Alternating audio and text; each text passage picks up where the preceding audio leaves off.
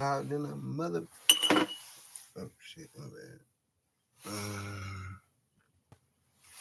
Trying to figure out what's going on. Share screen. Okay, I think that's what I wanted to do. Share screen.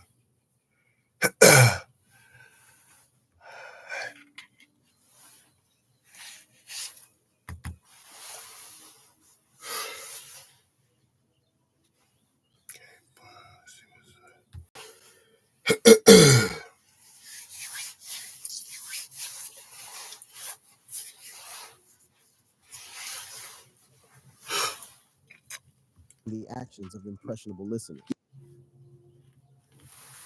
Okay.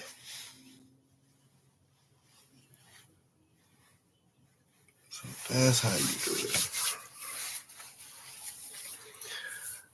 Yeah, what's up?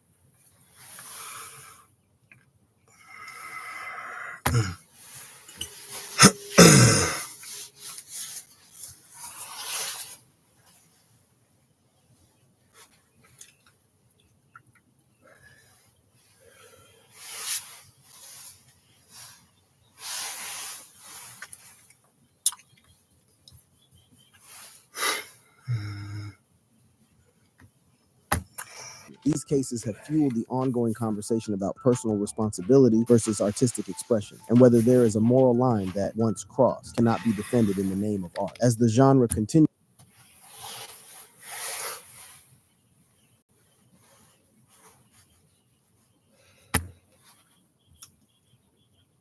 to evolve, this list will not be complete without stories of Fetty Wap and Casanova, who are symbolic of the harsh reality that even after achieving fame, the thing is, past affiliations and actions can cast a long shadow. Fetty Wap, whose distinctive voice and melodic hooks propelled him to the top of the charts, found his life upended when in a drug trafficking operation. Arrested on October 29, 2021, and later reincarcerated, Fetty Wap faced the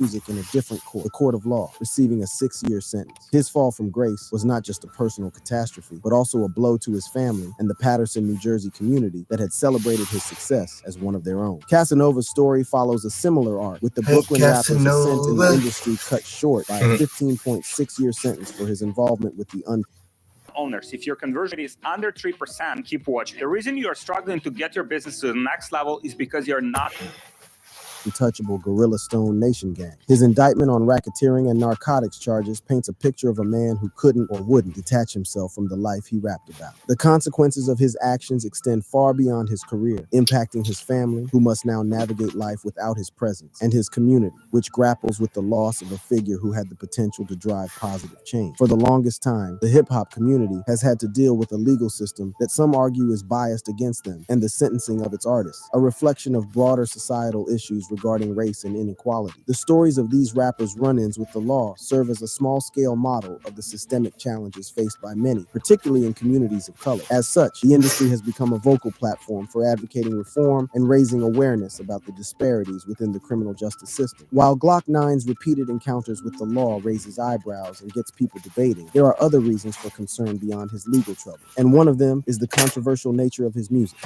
The controversial nature of Glock 9's music. He want to bust down the check, I'm finna buck the guy, whip my pistol out, and show him what it's really about, is a line in Glock 9's song, Backwoods. This is one of many songs that prove how Glock 9's music delves into violent, explicit themes, pushing boundaries and sparking controversy. His lyrics can be raw, detailing gang behavior, intimate encounters, sexual desires, and explicit language that may not be suitable for all audiences. These themes contribute to his edgy image and have garnered both praise and criticism within the music industry. While some listeners appreciate his boldness and authenticity, others find his content provocative and controversial. The next very controversial thing about Glock 9's songs is that some people believe his lyrics glorify the use of drugs. In his song, Hold Up, he says, "Hold up, they like jit, slow your roll up. Firing up another blunt, I think I need to pour." The idea of drug use being promoted in songs has been around for a long time. Cast your mind back to the 1930s, to the film International House, where the silver screen first paired the smoky tendrils of marijuana with the sultry sounds of jazz. This portrayal was not just a fleeting scene, but a precursor to a long-standing relationship between substance and song, sex, drugs, and rock and roll. Coined by Life magazine, this phrase captured the essence of the hippie counterculture, a movement that sought to defy the conventional American dream. It was a call to arm, a rebel yell that resonated with the youth, and it seeped into the very fabric of music, from the psychedelic rock of the 60s to the defiant punk of the 70s and the raw grunge of the 90s. Then came the dawn of hip-hop, a genre that would take the... Like, what drugs were they using in the 60s?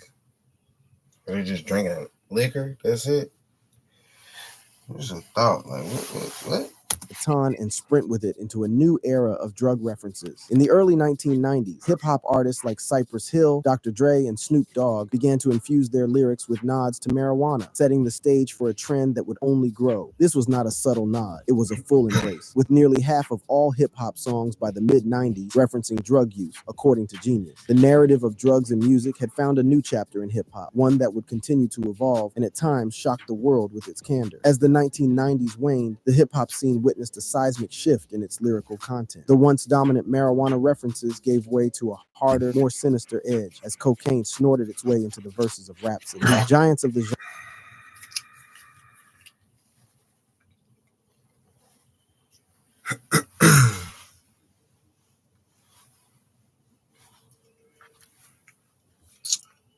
genre, such as Jay-Z and the Notorious Big, spun tales of power and excess with cocaine as their co-star. Their music painted a picture of a lifestyle that was as intoxicating as it was dangerous. A high-stakes world where the lines between reality and the high were increasingly blurred. The turn of the millennium brought with it another evolution in hip-hop's drug narrative. A new concoction, lean, a treacherous blend of Sprite, hard candy, and codeine-laced cough syrup began to flow through the lyrics of the genre. Artists like Soulja Boy and Lil Wayne didn't just rap about the drug, they celebrated it, immortalizing its euphoric haze in their music. Yet this glorification came at a harrowing cost. The early 2000s were marked by tragedy as influential figures such as DJ Screw and Pimp C succumbed to the very substance they rapped about, their lives claimed by codeine overdoses. The impact of these drugs on hip-hop was profound, shaping not just the sound, but the very culture of the genre. The narrative took a dark turn as artists like Eminem and Future began weaving tales of Xanax and Percocet into their lyrics. These weren't just casual mentions. They were endorsements with the power to shape the culture and influence the behavior of countless fans. The trend was so pervasive that it even inspired stage names, with a young Californian artist adopting the moniker Lil Xan, a direct reference to Xanax. The music pulsated with references to these prescription medications, painting them as a means to escape, to numb, to ride the wave of a chemically induced calm. But this carefree attitude towards such potent drugs had dire consequences. The culture of glorifying prescription drug use in hip-hop reached a tragic climax with the untimely deaths of Lil Peep and Mac Miller. Lil Peep, an artist who blurred the lines between rap and emo, succumbed to an overdose of Xanax and fentanyl on November 2017. Barely a year later, Mac Miller's life was cut short by a lethal combination of fentanyl, cocaine, and alcohol. These were not isolated incidents, but rather a reflection of a disturbing trend that had taken hold of the genre, a trend that turned artists into unwitting martyrs and served as a wake-up call to the industry. The influence of these Wake plant-based tasty. It's good on the farms. Morningstar Farms.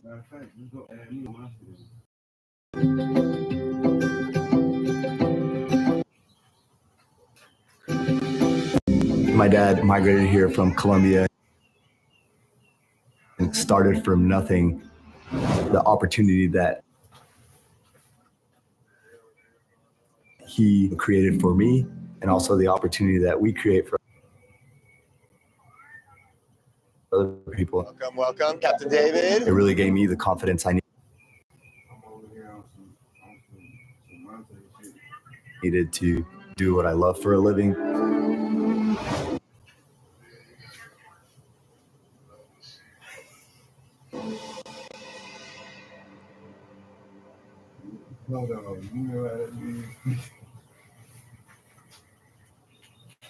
These references extend extended beyond the music, seeping into the lives of fans and creating a ripple effect of addiction and loss. This trend has become so prevalent that there are even fan rankings on websites like ranker.com where listeners vote on the best rap songs about drugs. These songs often portray drugs in a positive light, emphasizing their perceived benefits while downplaying or ignoring their negative consequences. The catchy beats and clever wordplay in these tracks can make them popular among fans, contributing to their high rankings. However, it's important to remember that glorifying drug use in music can have real-world implications, influencing listeners' attitudes and behaviors towards substance abuse. However, some rappers have come out in the past to share their stories of addiction, a dependency on multiple pills that threaten to silence their voices forever. First, Eminem.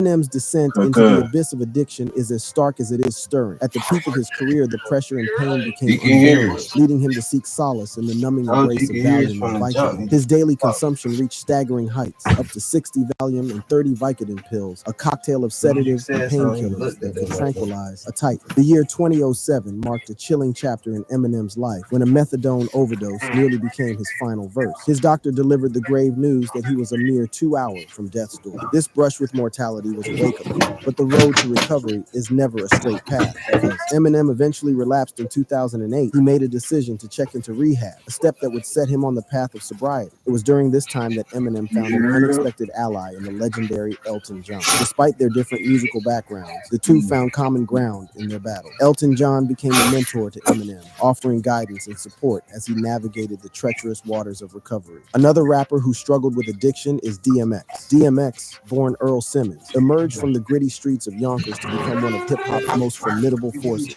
Gruff voice and aggressive lyrics, capturing the essence of a life marred by struggle and pain. Yet behind the fierce facade lay a man ensnared in a relentless battle with addiction, a battle that began at the tender age of 14. It was an accidental encounter with a blunt laced with cocaine that set DMX on a path fraught with challenges, a path that would test his strength and willpower for decades to come. The grip of cocaine was unyielding, and DMX found himself in a vicious cycle of highs and lows, his addiction leading to a series of incarceration. Time in jail became a recurring theme in his life, as he faced a multitude of drug-related charges. Each arrest, each stint behind bars, was a stark reminder of the hold that addiction had on him. Yet DMX's spirit remained unbroken, his resolve to overcome his demons as fierce as the lyrics he spat. In a candid conversation with Dr. Phil in 2013, DMX laid bare the reality of his addiction. He spoke of the allure of cocaine, how it drew him in, trapped him, and refused to let go. The battle was not just physical, but psychological, a constant tug of war between the desire to indulge and the will to resist. Despite the odds, DMX declared that he had not been high in over a year, a significant milestone in his ongoing fight. His admission that he still smoked marijuana every once in a while was a candid acknowledgement of his imperfect journey towards sobriety. Also, Clifford Joseph Harris Jr., known to the world as T.I., stands as a towering figure in the realm of hip-hop, not only for his musical prowess, but also for his candid revelations about his battles with addiction. Unlike many of his contemporaries, T.I.'s confrontation with substance abuse began later in his life, but the escalation was rapid and its impact profound. The Atlanta native witnessed firsthand how the seductive grip of drugs could lead to a transformation of one's lifestyle and personality, a transformation that was both alarming and insidious. T.I.'s descent into the world of addiction was precipitated by a series of oral surgeries that introduced him to the powerful painkiller OxyContin. The drug's potent effects provided relief from physical pain, but also ushered in a psychological dependency that T.I. found increasingly difficult to shake off. The realization that he was spiraling into addiction was a jarring wake-up call, prompting him to take a hard look at the man he was becoming. In a revealing conversation with Howard Stern in 2008, T.I. spoke about his decision to stop smoking and drinking, a choice that marked the beginning of his journey towards sobriety. However, it was his addiction to OxyContin that proved to be a formidable adversary. T.I.'s struggle was not waged in the privacy of his home, but in the full glare of the public eye, adding layer of scrutiny to his fight. Even after hearing other rappers talk about how bad drugs are, it's puzzling why someone like Glock 9 would keep singing about them in a positive way. Maybe it's because fans like it. Despite all the arguments and talk about Glock 9's music, his fans really like him and will feel his absence while he's in jail for a long time.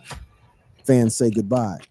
The initial wave of shock and concern from Glock 9's fans quickly transformed into a more organized movement as they channeled their energy into concrete actions aimed at supporting the rapper during his incarceration. The photos of Glock 9 that surfaced last year certainly stirred up a strong reaction among his fans, who passionately advocated for his release. The rapper, known for his signature dreadlocks and slender physique, shocked everyone with his newfound look, a bushy afro, and a visibly bulkier frame. His fans were quick to express their worry and surprise at this unexpected transformation, and many took to social media to share their thoughts and concerns. One fan commented on his dramatic weight gain, wondering what had transpired during his incarceration to bring about such a change. Another fan intensely pleaded for his freedom, referring to him as the one who matters. It is evident that Glock 9's followers were not merely concerned about his physical appearance, but also held worries about his overall well-being and freedom. They speculated about the conditions he endured in prison and the potential toll on his health and spirit. The photos ignited a wave of emotion within his fan base, evoking a sense of protectiveness toward the rapper. Glock 9's fans felt a deep personal connection to the artist and yearned to see him reclaim his former self, both in terms of freedom and his physical appearance. Some fans even speculated about the reasons behind his noticeable weight gain, considering the possibility that he had found joy in weightlifting in the prison gym, which could have been a positive outlet for him during his sentence. However, others worried that the weight gain might indicate distress or health issues, and they feared for his safety and mental well-being. The photos sparked an outpouring of support and a heightened determination among his supporters to see him freed and restored. Despite Glock 9's controversies, his fan base has not been known to be on the controversy-loving end. When you talk about controversy-loving fan base, you need to give it to Kanye West and Nicki Minaj fan. Kanye West's fan base is just an imitation of the man himself. Brilliant, complicated, and controversial. As a titan in the music industry, he is as much known for his groundbreaking artistry as he is for his ability to court controversy. The man has been a cultural lightning rod, and his fan base, though lacking an official nickname, is a reflection of his complex persona. These fans are not just passive listeners, they are active participants in the narrative of Kanye West, often echoing his defiance and outspokenness. The behavior of Kanye's fan base is a study in extremes. They have been seen as the vanguard of artistic freedom, defending the West's every move with a zeal that borders on religion. The controversies surrounding Kanye's fan base are not limited to their interactions with celebrities. They have been known to engage in heated exchanges with anyone who criticizes West's music, fashion ventures, or political views. The intensity of these interactions can be daunting for the uninitiated, as Kanye's fans are well versed in the art of online debate and are not afraid to use their numbers to their advantage. This behavior has led to a reputation that precedes them, one that is both admired and feared. On one hand, they are seen as the epitome of what it means to be a fan, unwavering in their support for their art. On the other hand, they are viewed as a controversial fan base, one that can be toxic and intimidating. Just like Kanye's, Nicki Minaj's fan base, affectionately known as the Barbs, is a force to be reckoned with in the music industry. Their intense loyalty to Nicki is matched only by their readiness to defend her against all detractors. The Barbs are not just fans, they are advocates, promoters, and guardians of Nicki Minaj's brand and reputation. The Barbs' loyalty is rooted in Nicki's narrative of overcoming obstacles and defying expectations to become one of the most successful female rappers in history. They see themselves in her struggles and triumphs, which has created a bond that goes beyond the music. This connection has led to a fan base that is proactive, vocal, and at times controversial in their methods of support. Controversies involving the Barbs often stem from their unyielding defense of Nicki's honor. They have been known to engage in online wars with anyone who criticizes or undermines their queen. Their tactics can be aggressive, ranging from flooding social media with support for Nicki to targeting her critics with online harassment. The Barbs' impact is such that they can sway public opinion and dominate the conversation, whether it's about music, fashion, or celebrity feuds. One of the most significant controversies involving the Barbs was their response to the feud between Nicki Minaj and Remy Ma. After Remy Ma released the diss track Shether, the Barbs mobilized to defend Nicki, launching a campaign to discredit Remy Ma and support Nicki's responses. The Barbs have also been implicated in more serious incidents, such as doxing and sending threats to those who oppose Nicki. Their involvement in getting people fired from jobs and locating personal addresses has shown the darker side of fan culture, where loyalty can lead to invasion of privacy and real-world harm. These incidents have led to legal repercussions, with individuals speaking out against the Barbs' threatening behavior and even pursuing lawsuits. The feud between Nicki Minaj and Cardi B also highlighted the Barbs' controversial nature. The rivalry between the two rappers' fan bases, the Barbs and the Barty Gang, has been marked by intense online battles and public confrontation. The Barbs have been at the forefront of defending Nicki's status in the rap game, often clashing with Cardi B's fans in a display of loyalty that sometimes crosses the line into hostility. Despite the controversies, the Barbs' influence cannot be denied. They have played a significant role in Nicki Minaj's success, streaming her music, promoting her projects, and rallying behind her causes. Another controversial fan base is Eminem, often referred to as stans. The term stan has become a part of the cultural lexicon, signifying an extreme level of fandom, and Eminem supporters wear this badge with pride. Their dedication to Eminem is unparalleled, often bordering on obsessive, as they dissect his lyric, defend his honor, and celebrate his triumphs with fervor. This dedication, however, has not been without its controversies. Eminem's career has been rife with contentious moments, from his provocative lyrics to his public feuds, and his fan base has been right there with him, echoing his combative stance. They have been known known to engage in aggressive What's behavior, over there in the particularly car? What they got online, going? where they fiercely protect Eminem's reputation against any perceived slights or criticism. The controversies surrounding Eminem's Gray fan base Stadium is often in mirror the California. rapper's brushes with contention. His lyrical content, which has I know. included themes of violence, misogyny, and homophobia, has been a lightning rod for criticism. Yet his fans have consistently why, 'cause rallied when to I his had went defense, through it, arguing for the artistic it was merit of his down, work and his down, right to down. free expression. This has led to clashes with advocacy groups, other artists, and critics who challenge Eminem's impact on the broader cultural What is on conversation. 75? One of the most significant sources of controversy has been Eminem's portrayal of women in his music.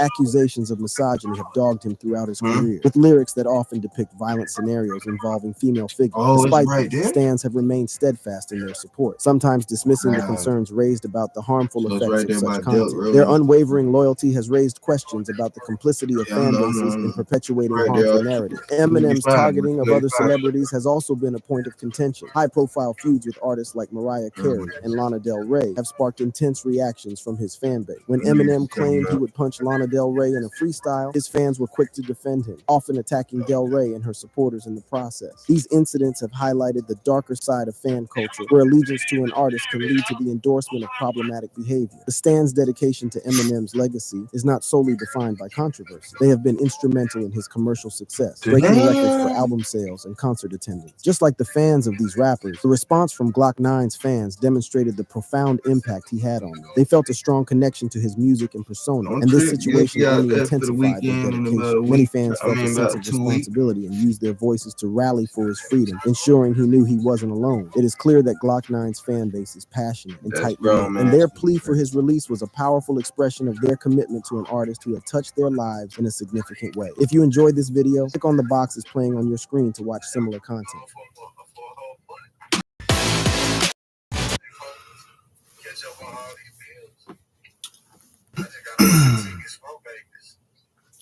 Back to the crib. And she hit me with the, oh, we still going to Florida though, right? I'm not sending you no money the whole time you out there. Your sister, she having that shit. She goes send that bread.